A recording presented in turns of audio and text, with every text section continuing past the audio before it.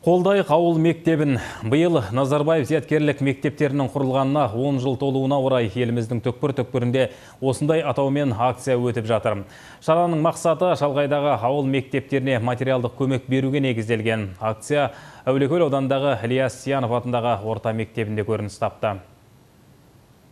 Қостанай қаласындағы физика-математика бағытындағы Назарбаев зияткерлік мектебі Әулиекөл ауданындағы Ильяс Сиянов атындағы орта білім беретін мектебіне ат басын бұрды. Бүгінде аталмыш мектепте 300-ден астам оқушы білім алады. Кезінде Алаштың ұлы ағартушылары Ахмет Байтұрсынов дәл осы білім ұясында ұстаздық етсе, Ыбырай Алтынсарин инспектор болып қызмет еткен. Игі іске бастамашы болған меймандарды білім ордасы жылы қарсы алды. Ең алдымен осы мектептің ұжымына, мұғалімдеріне, жаңағы әкімшілігіне әдістемелік көмек көрсетеміз. Бірқатар семинарлар қарастырылған, жалпы жаңартылу білім беру мазмұнын жаңарту аясында, сонымен бірге жаңағы қазіргі өзекті мәселелер болып тұрған критериалды бағалау мәселелері, сабақты жоспарлау мәселелері бойынша бірқатар семинарлар өткізіледі.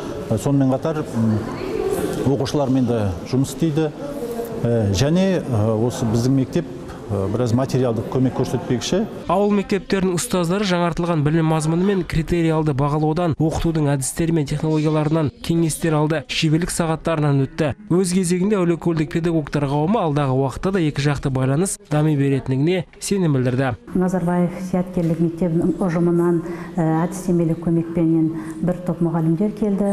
Солардың сабақта жаңартылған білім мазмұнына өткізіліп отырған сабақтарының жұмыстарымен таныстық. Осы мектеп ұжымына көп рахмет айтқым келеді.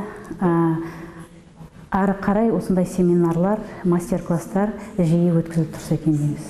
Жалпы акция шеңберінде Назарбаев зияткерлік мектебі Сиянов атындағы ауыл мектебіне жаңартылған білім беру мазмұнына сәйкес 337 дана көркем әдебиет, 100-ге тарта бөлме гүлдерін, спорттық жабдықтар, 3D принтер сыйға тартты.